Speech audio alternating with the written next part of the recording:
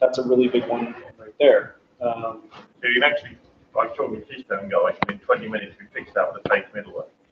So I heard rumors that that was possible, and I would love to get more information on how to do that, because that is probably the biggest hurdle for a lot of this.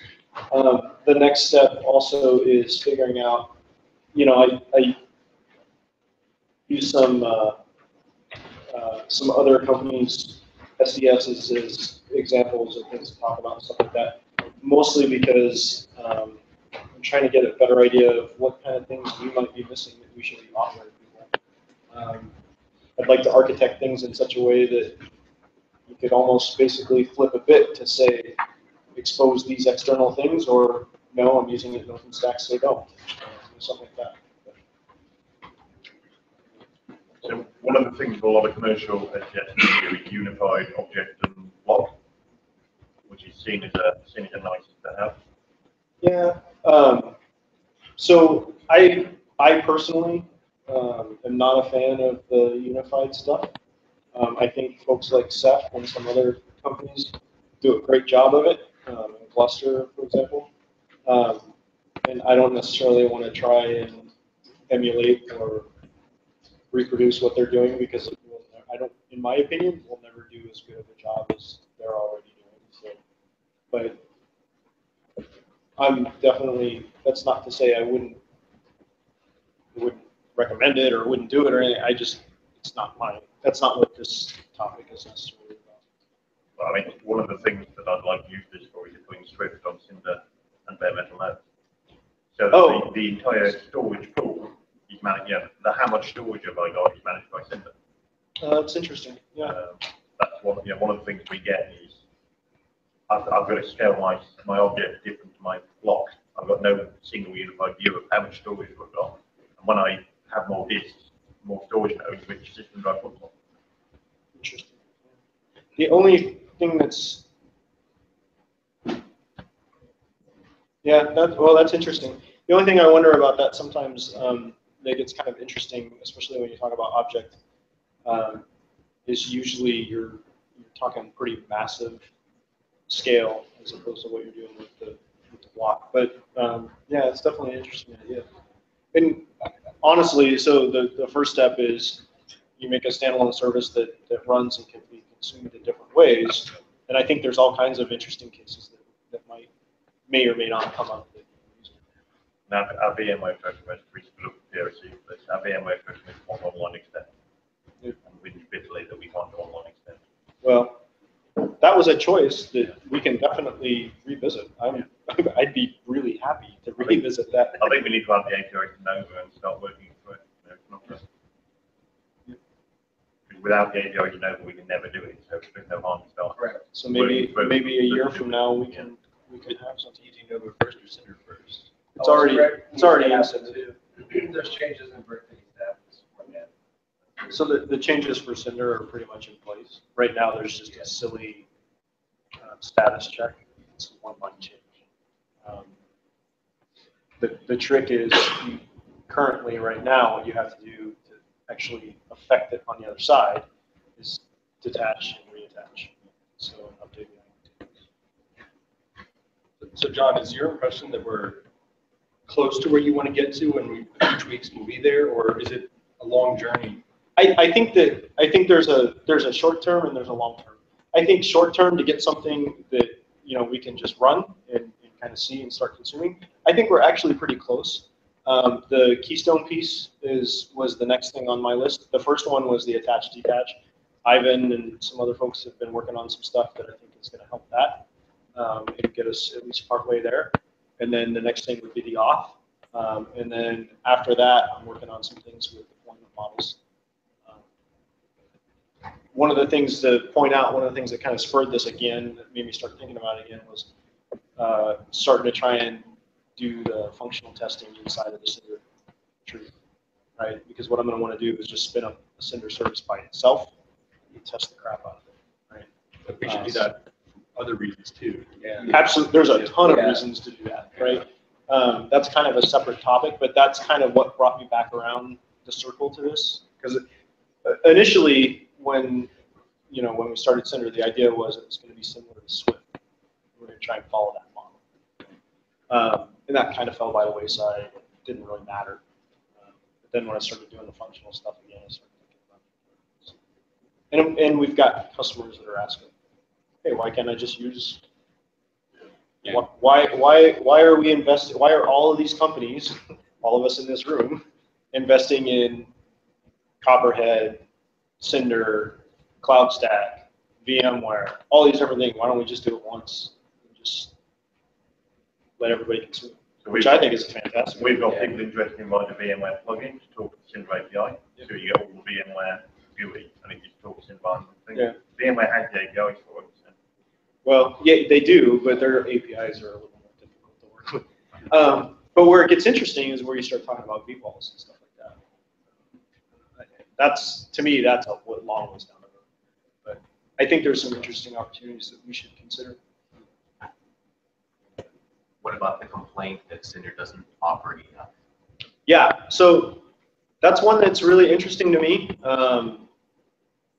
And depending on what day you talk to me, I have a different answer, which most of you in this room have probably figured out about me. Hey, John, we're recording. It's on record now. So my answer is yes, and my answer is no. Well, so actually, that statement there was, folks say that things are missing, right? And my question would be is, what is it that people think is missing? So I'm of the opinion that base functionality and simple functionality is better than having a bunch of complex stuff. I think that we're kind of on a bad path right now. I am not a fan of replication. I'm not a fan of consistency groups. Hey, don't cut my talk, man. Oh, sorry. So there's a number of things that that I think we need to revisit. But at the same time, there's a ton of people that are saying customers are demanding this, that, the other, blah, blah, blah. So it makes it really hard. And please, to be clear, I'm not saying that people didn't do a good job on writing features or anything like that. I'm saying from a standpoint of complexity and consistency in the APIs and in the system is the reason why I don't like those things. Not because of the way they were done or how they work or anything, because for the most part, I think they're all really good and really well done. And I know they're valuable to a lot of customers, but we have to figure out, in my opinion, how to get back to our original goal of one API, one set of commands, many backends. So, do you think opening this up so vendors could actually use it within their products is going to create more yes, unique features that, oh, we need this, we need that, and how's Cinder going to deal with that? The second part to that is actually figuring out a little bit, a slight twist in the architecture so that people actually add plugins to Cinder. So rather than trying to bake everything into the API and make the world all happy and everything great. I think we'll end up with everything being a plugin then and no standardization having that standard. Well, like the one value add for Cinder for me was no standardization. If we lose that, we've lost. So you're not, so I don't think you're quite following what I'm saying. What I'm saying is you have standardization for all the base API calls for the Cinder API. And if a vendor, for example, wants to do some special HA implementation that works only for their backend, there's a plugin model for them to actually add that in and provide that to their customers. And that's fine. And not impose that on and not impose it on anybody else. Right. So from a Cinder perspective, it doesn't exist. It's not a Cinder feature, it's a vendor feature now. Yeah, but when you come to use that, you're now tied to that vendor feature. Absolutely. And I think that's a bad thing. Well, with their wallets, man. They like exactly. They'll pay for it. If they don't, they won't. And I'm sorry, you know, OpenStack for years have been saying no vendor lock-in, no vendor lock. That's really completely untrue. You are locked in. You are using a vendor. You are using a product. There's no way around that. It's just a reality. And if you don't want to use it, then you don't use it. You move off of it. You use something else, right? Also, I think by making it a separate component or a separate piece in the architecture by making them plug in. For example, you have things like CGs. Right now, consistency, and I'll pick something else. Let's call it function food, okay? So you have two vendors that have function food, right? But it's in our documentation, it's in our API, it's in all of our code, it's all over the place. So Joe builds his first cloud, and he uses vendor A that has function food. He doesn't even realize that if he buys something else down the road, guess what? Function foo isn't going to work anymore. And I think that's dangerous and bad. So, isn't that why we have an interoperability matrix? I think that interoperability matrix is a joke, and it's ridiculous. I also think that matrices in OpenStack and especially Cinder are bad in the complete wrong direction. The whole point is there shouldn't have to be a matrix. The whole point is it should be, these are the features, this is the API, and it works, period. That's my hard stance on it. Right? If we switch to the plugin has to have a matrix. Yes, but then you push it back onto the vendor. It's their responsibility. I think what John was saying with the plugins is that those special vendor plugins don't make it up into the tree. Exactly. Yep, absolutely. So there is no need for a matrix. For Yep. Cinder per se. For Cinder. But for a product like Helion, which ships some magic HB thing, then Yep. it's There on has to be a Helion. matrix somewhere at some point.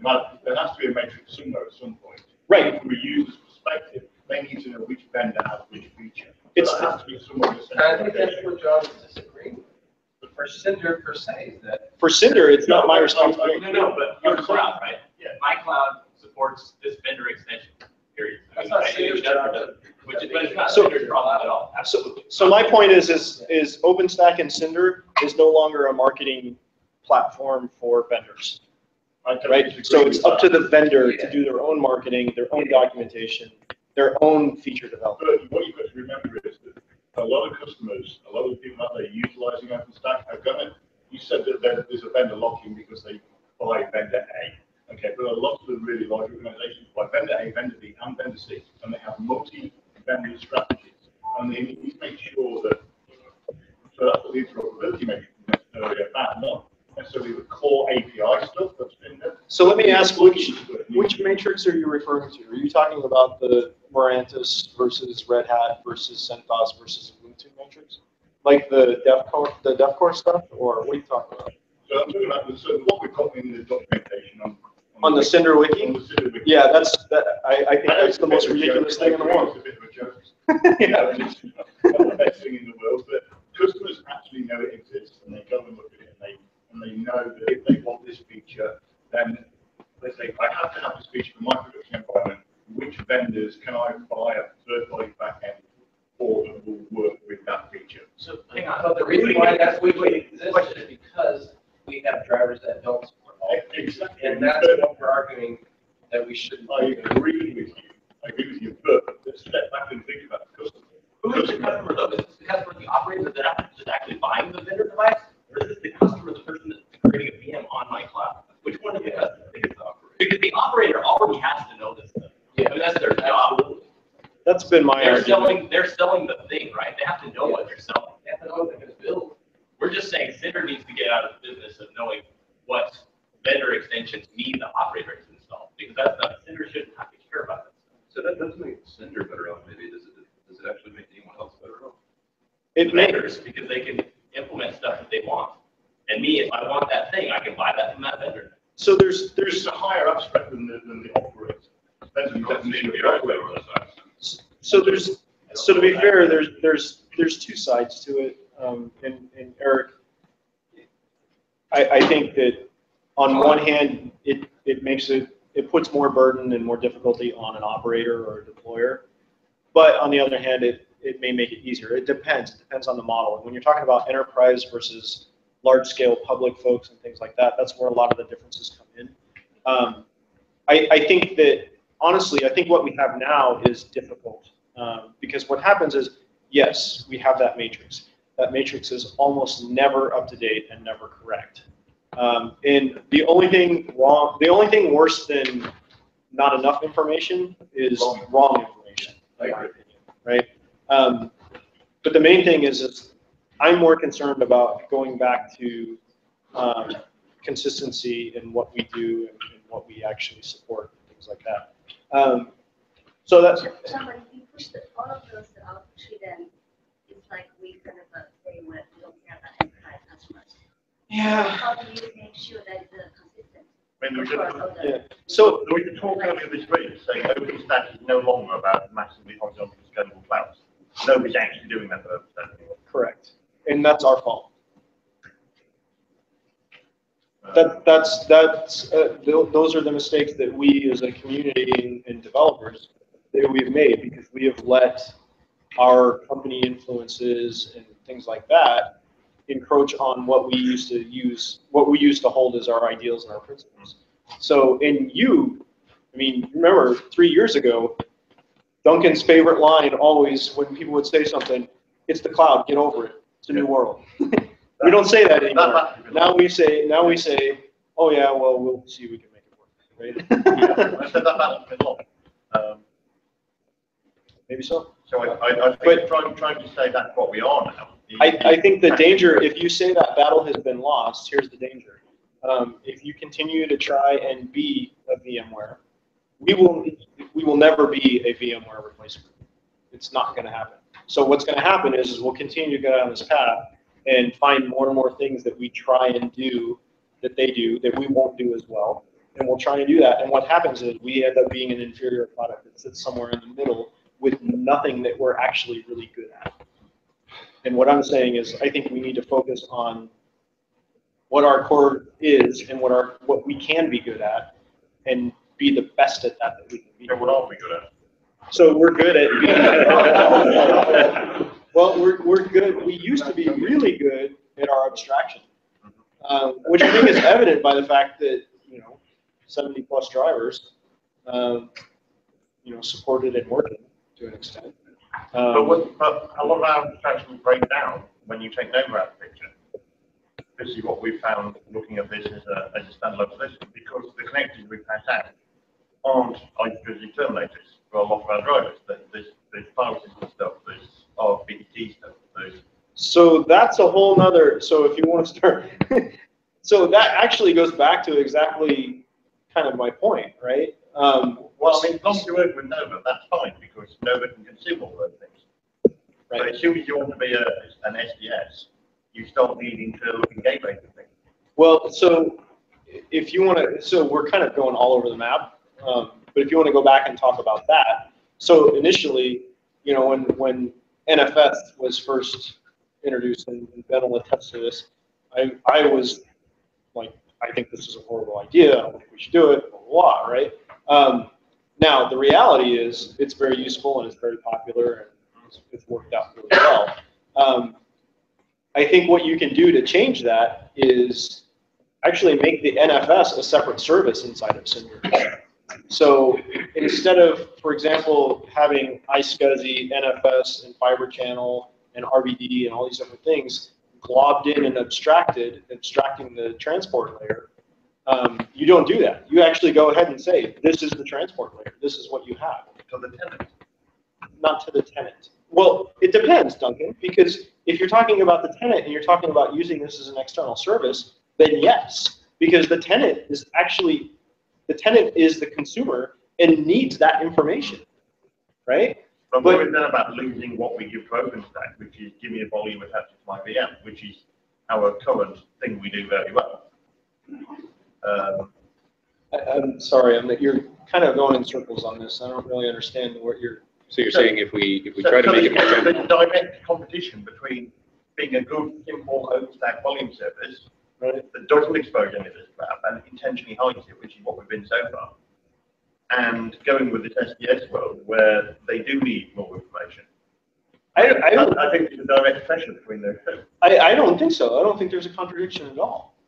I mean, as an OpenStack tenant, I certainly don't want to see how my volume is connected to my VM. And I wouldn't expose that in an OpenStack context.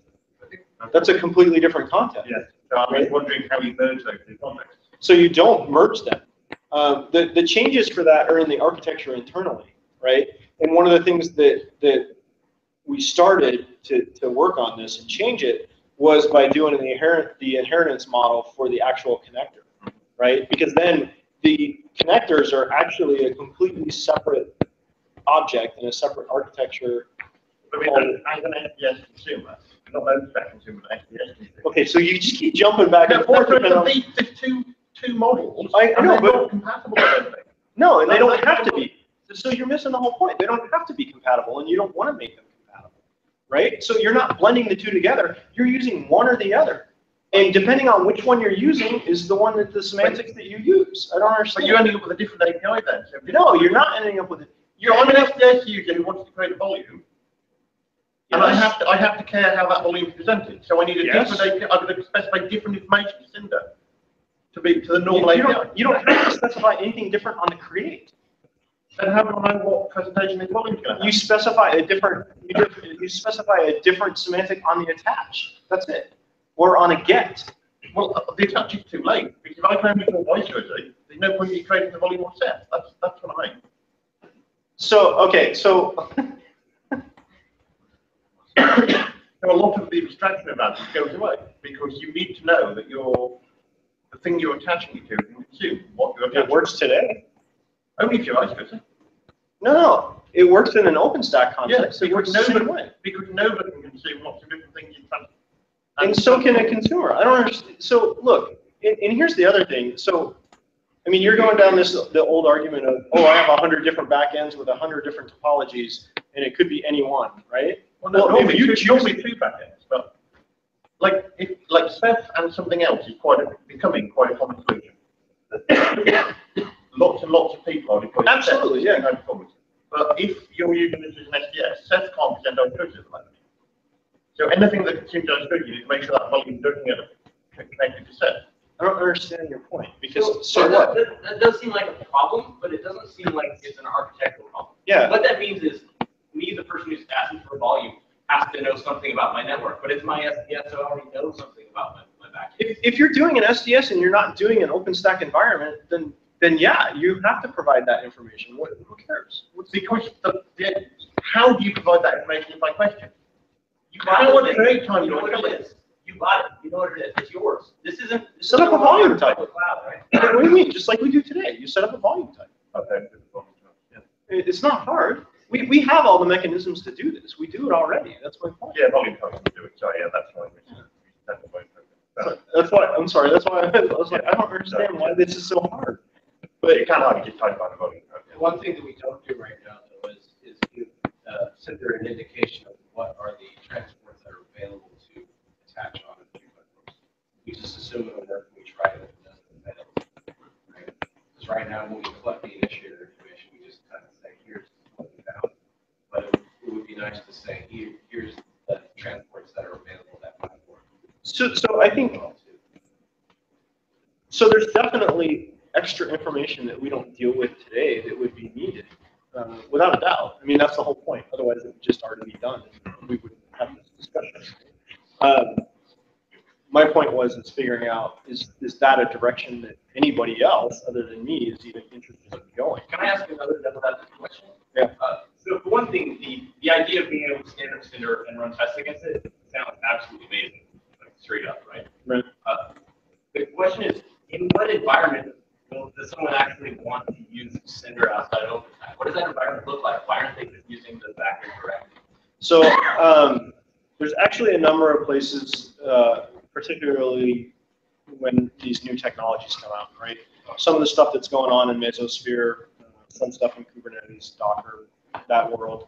So they want to run a plugin that just works with some. Yeah, exactly. So look, instead of all these vendors in this race to try and have that be the next OpenStack, for example, right? Now what they can do is they can just take Cinder and run it as a service and just get everything that's already there for free. Okay. The other thing is it makes my life easier. Yeah. You also get multi-vendor support. Yeah. That's what I mean. That's my point. Yeah. Right. Do we need it to be part of the Cinder, or do we have a separate, like, pure, like, build up, take care of interfaces for that? A separate, like a separate project. Yeah, I don't know. That's that's what I've heard before. They basically said, no, we're not going to put it in that. We're going to have a separate project which does it overlap. Yeah, and that's probably actually a good answer. And you know, I mean, yeah, no, I think that's probably a good answer. I think we could end up there, but going through this, I think it would help us identify what is the core common workflow for managing storage. Does that fit in if you're using OpenStack and if you're using something else? Or do we really need to separate these out? And I don't know, you know, and I guess the other thing is, honestly, the bigger question is this worth doing right now? Is this something that should be a priority? And I don't actually have a good answer to that. So there's nothing outside of the Keystone stuff that prevents people from actually using Cinder outside of Correct. right now. So just due to the fact that attach and detach are 7 API calls instead of 2, that just means it's a little ugly to use. That doesn't mean you can't actually use it. But I think it would be absolutely useful if we could actually have our own functional tests, for example, right? We're going to have that anyway. Yeah, it's really useful for everybody. And hopefully in M, we will have that regardless. So I kind of dropped the ball. I created the repos and moved everything around, and I moved on. I was hoping maybe somebody else would do it.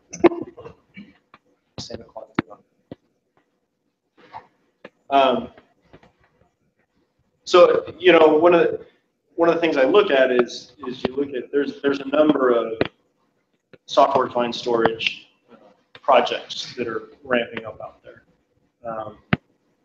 and they do pretty cool things. I mean, they're cool, but it's a big investment. You know, I, for one, don't want to rewrite all my code again for every new SDS that comes along. So maybe if we have a de facto standard, I think that de facto standard could be SIM.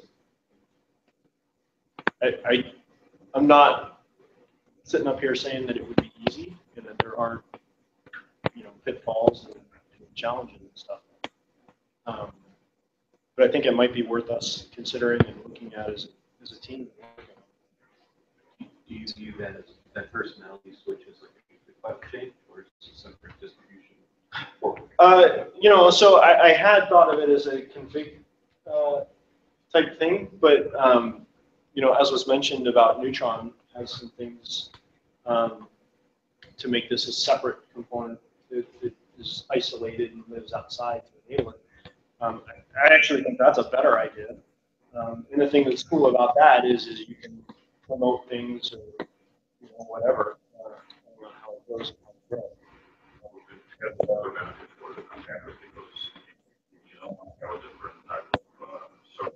Right. And those services need to really want to get all the business again. Yep. Cinder is deep. Yep. They stop Yeah. Yeah. to stand up Cinder easily. Just change what it exposes. So I know we're kind of talking about a lot of things here, but this specific issue you want to talk about is we want you to run Cinder in 21, but it's not about removing those advanced features, right? Because those No, that's a completely, yeah, so we circled the drain on a bunch of stuff, right? And no, I'm not saying. Yeah, and just so you know, also, I mean, I've said this before, I'll say it again. Regardless of opinions on conclusions, I am definitely not advocating that any features that are in ever be removed anyway, because that's actually even worse, right? I upgraded from M to N, and now all my stuff doesn't work, right? I would never. We'll let that do that for us. Yeah.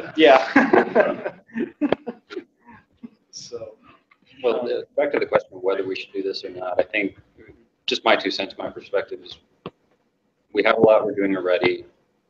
This looks like it would be a lot of work, but at the same time, I've been asked this same question multiple times recently of whether there is a way to use Cinder as that SDS abstraction. So I think it is something that we do need to look into. Some of it's already rolling. You know, the brick connector, the brick client, the bare metal stuff already is happening. So other reasons, fixing the keystone, giving a plain keystone middleware turns out to be really easy. Well, I think from the project point of view, investigating this far enough to figure out what it would take, how to do this, could probably result in finding a lot of things to improve if we didn't change what we Yeah. did today. There's a number, so I've started to play with this, and I think you're absolutely right. The thing that I found is there's things in our architecture right now and in our command flow that this is kind of exposed as, why are we doing this? This is really stupid and really bad. We could fix this and make it a lot better. And honestly, what I would propose, in terms of this effort, is to start for them is just simply about, can I spin up Cinder as a service easily and quickly and run it to do the functional tests? And that's the goal. And then go from there. And that's an immediate benefit to the project. Yeah, exactly. And my only, like I said, my only thing is I want to be able to decouple it enough that I don't need a Keystone server. I don't need, all those pieces. And still have off. And still have some form of off. Well, if you look at our code, you can't do no off right now. It fails. You can't. There's no way to configure it anymore. You have to go. Oh, yeah, remove it. If you do try and configure Didn't really it, work before you anyway. don't have a bunch of code just make it work. Yeah. And keep in mind, everything that we have, everything that we run, we do a context check. So makes it really hard. Yeah, you can fake it, sure, which is what the middleware does, I believe. Yeah. So the Keystone team might be supporting a fake Keystone middleware now. Oh yeah. So we might just get it for free. Yeah, very cool. Because then when they mangle the context and stuff, they do anything, it'll get updated. So it should all run. There's some pretty deeply embedded assumptions about that, right? Now that we're doing nested quotas and that kind of thing. Especially now that we're doing nested quotas, which is another topic we need to talk about this week. Quotas in general, not nested, but quotas in general. So they're very big. So 2-minute warning. As far as other hurdles, there's also more assumptions about that you're going to have some kind of pick up notification for events. That's optional, right? Well, some of them are less optional than these. Now, Like notification. Well, so there's notifications in the work now, I think this hasn't landed yet, for the capacity rendering work, where you're going to need to get those notifications to know that you're not about to bust up your provisioning ratio and run out of space. Stuff like that is technically optional, but you probably want to know that. Yeah. No argument that you may want to still have a notification receiver on the other side, but it doesn't actually hurt Cinder at all to not have notifications. It hurts me as an operator to not know when I run out of space. That's just like no question. So I think that's a really good point, actually, and I hadn't thought of that. So it's kind of a mindset problem more than anything else, because we write code and we say, well, we're emitting this, we've got this emitter that goes to Solometer or whatever it is, or we send this out to wherever. So yeah, that's actually a really good point. Somebody just stick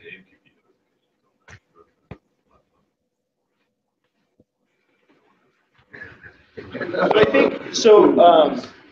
So the good thing about that, I think, as we start talking about this and looking at things like that, I think this could actually help us write better code, because we stop making. And I think I guess now that I think about it, that's what you were saying, because it makes us stop making some of these silly assumptions that we make today, and we make some really bad assumptions. So this seems like a good idea, and also a lot of work. So I think a lot of it's going to be whether our employers think, yes, put the resources on it. Yeah. Well, and like I said, Sales job. I think, and I'll sign up to continue moving forward on the functional test stuff. Not necessarily writing all the tests, but getting it to a point where it's deployable to run them. I'll definitely focus on, and we can just start with that and then visit and go from there. I imagine if we had a good starting point that people could start hacking up tests, we'd probably get promotion. I think we would. Yeah, I know. We jump right on it because we run our template test and we do that, but we still have manual testing. Yeah, we're probably all doing our own testing. We might as well get it in. Why migrate? I mean, all of them. A replication is another one. That one's gonna have to be tested. I mean, Copy paste. No, not really. Well, some of them you would, like the API test. The API test, you can do that, yeah, for sure. Yeah. And we already started doing some of that, just nobody else just nobody's had time to actually pick it back up and finish it. But if you look inside of the functional, there's a test functional, I think it's called functional, right? And I started putting some stubs for some simple API tests in there. It just does like list volumes. But for those, why not just copy bits there and say, okay, here's the kernel, and start building on top of that, rather than re-implement even those simple ones? Because the way they're implemented inside of the Tempest library right now, you don't necessarily need all of that. So you don't need that heavy. That's the whole point of doing this, to be honest, is you don't need that heavy of a setup and that heavy of a configuration. Right? So the whole idea, the beauty of it is you actually break down and it's much simpler. But yeah, maybe some of it you would copy. So we're out of time. I think that's a good plan. Let's see where we are at the mid-cycle. Maybe we're at the point where we can start pulling in more resources. Do you need any help to get going? I think for now, really it's just to kind of at least to get some more things in code and in writing and stuff like that, and get people to look at it and see what they think. And then as things go, we can start revisiting things like what to do with features and all that. You know, that's obviously going to be a more hot topic, but I don't think it's one that we're prepared to talk about right now anyway. At least I'm not. I don't have good answers for it. I do think that the way we're doing it now, we do need to change. I just don't have a good. I have some ideas, but I don't have a good solid solution. Except removing all the drivers from trees. That patch is still up there. Feel free to go approve it. Yeah. The good thing is it doesn't. Because it just did an RM minus RF. Actually, I guess all the new drivers have, yeah.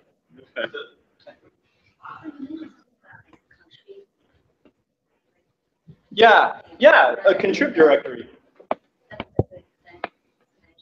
Yep. So I think in the context of the experimental APIs and all that stuff, I think something like a contrib directory is a much better approach, personally, because it's something that by definition we can say anything that's in here and anything that you use is not guaranteed to be compatible, stable, et cetera, right? So use at your own risk.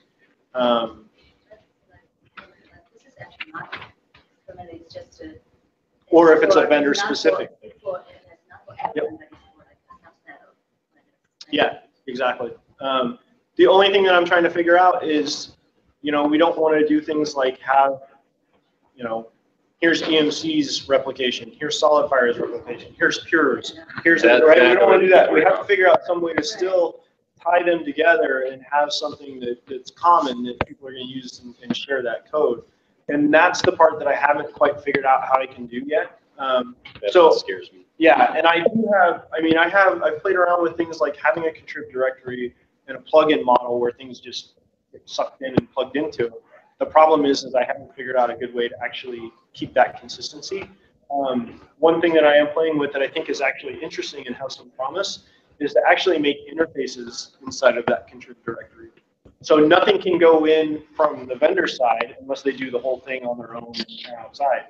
But what happens is you define an abstract interface for whatever these things are. That way you still have API consistency, even though you don't have, it's not a required thing and it's not something that everybody has. That's advertised, that's clearly known, everything else. And you can actually still have the consistency that if I switch from EMC to Pure or whatever, if they both implemented that, I still have the same interface and it still works. In the where? In the database, you have. Yeah, and that's the other thing that gets really sticky too, right? Is what do we do about the database? And I've considered whether you use the same database and add on to it and have special tables, or if you actually have a separate database. That's not as bad as it sounds, believe it or not. So you can. Every feature you have to in your database.